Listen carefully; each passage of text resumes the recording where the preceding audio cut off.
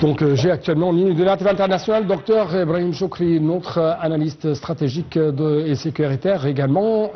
Monsieur ou docteur Ibrahim Choukri, toujours vous êtes le bienvenu sur l'International international. Permettez-moi de vous poser cette question. Comment vous évaluez les principes adoptés par l'Égypte vis-à-vis de Soudan, vis-à-vis de l'unité du Soudan, l'intégrité territoriale du Soudan? Bon, bonsoir. Bonsoir. Tout le monde. Je veux vous dire d'abord pour mieux exprimer la situation ou bien parler, jeter un coup d'œil sur ce qui se déroule maintenant.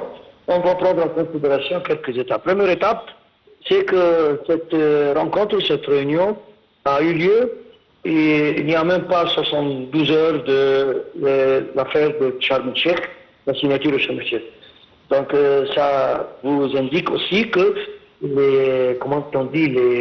les efforts déployés par l'État égyptien ne s'arrêtent pas afin d'essayer de stabiliser la situation de toutes les frontières égyptiennes. Alors, nous avons fait une sorte d'accord concernant les frontières de la direction de l'Est. Maintenant, on reprend de nouveau cette situation concernant le sud de l'Égypte. Le Soudan était un pays frère, pas seulement frère, était un pays égyptien, bien sûr, à l'époque, il y a longtemps. Donc, c'est un pays qui nous intéresse. Il y a des problèmes qui se trouvent, qu'on doit les régler, qu'on doit s'intervenir afin d'essayer d'établir de nouveau la paix au niveau du territoire soudanais. Ça, c'est pour un premier point, pour faire une comparaison avec ce qui s'est déroulé à Sharm el-Sheikh et ce qui se déroule maintenant au niveau des frontières de notre pays frère de Soudan. Deuxièmement, si vous me permettez, en regardant les titres et les noms de ceux qui ont participé à cette réunion,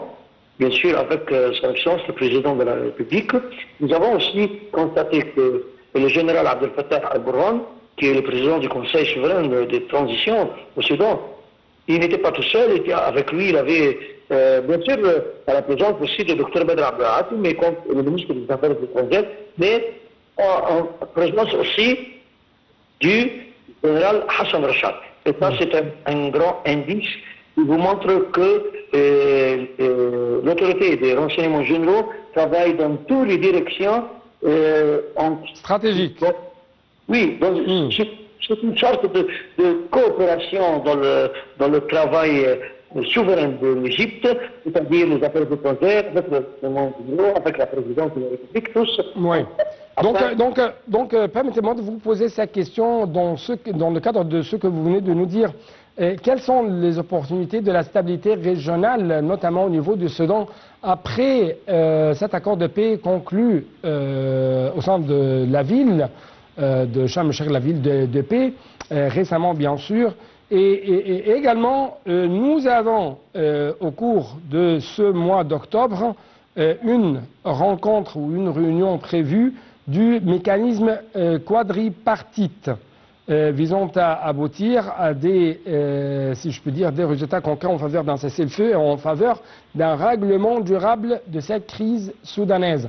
Donc, comment est-ce que vous êtes optimiste ou pessimiste? C'est une question très intéressante, monsieur.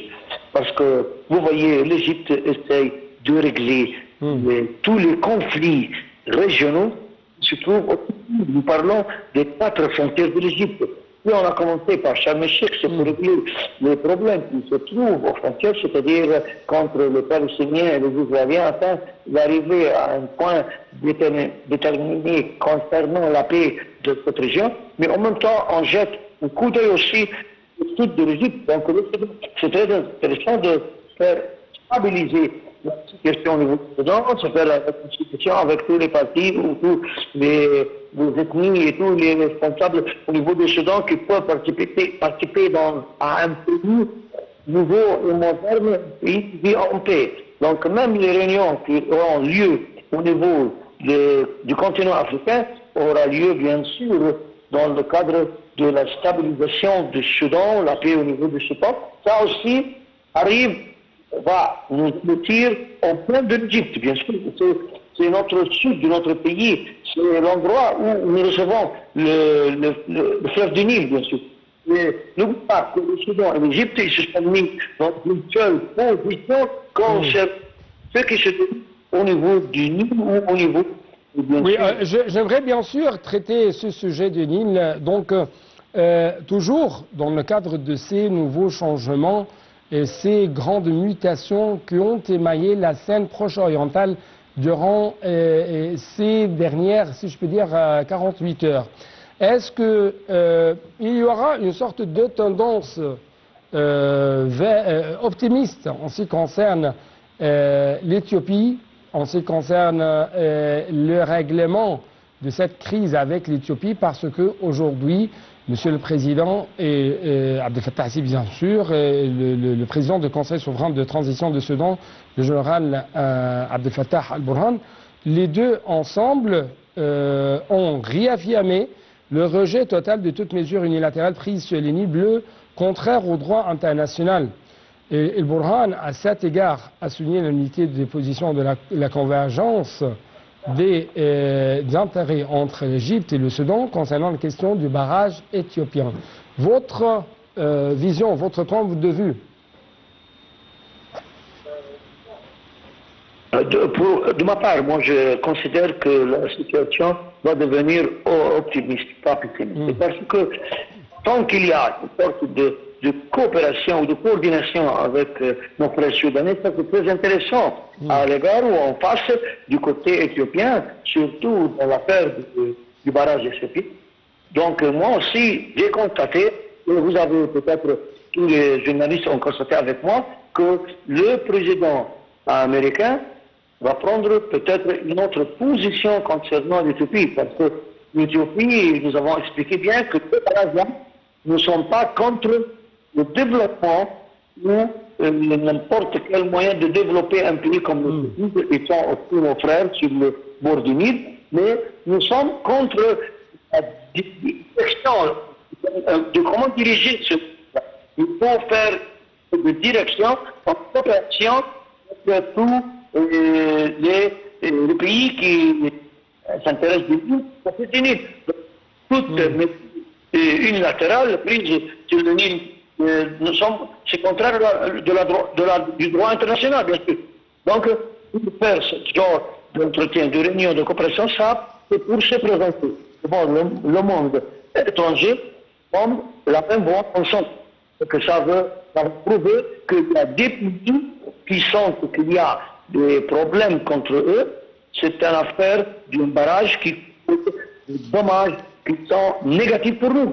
Et il faut se présenter pour une seule vision. Ça, c'est ce que je voudrais vous présenter. Si nous sommes une coopération bonne avec nos frères soudanais, ça c'est pour bien se présenter contre l'idée de l'Éthiopie pour diriger ce barrage et pour présenter cette idée-là en face du monde entier, bien sûr les États-Unis, mais aussi au niveau de la Terre-Unie. Oui.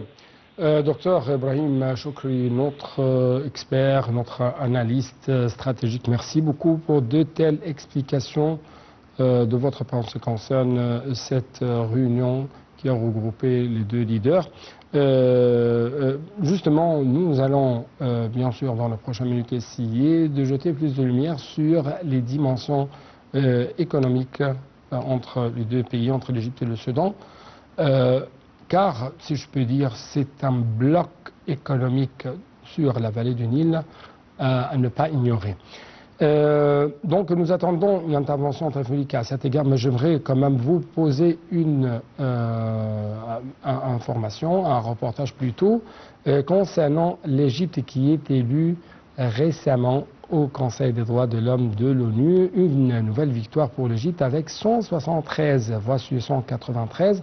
Le pays décroche ainsi un nouveau mandat de 3 ans au sein de l'organe onusien, salué comme une victoire diplomatique majeure. Salam Maghrabi, les explications.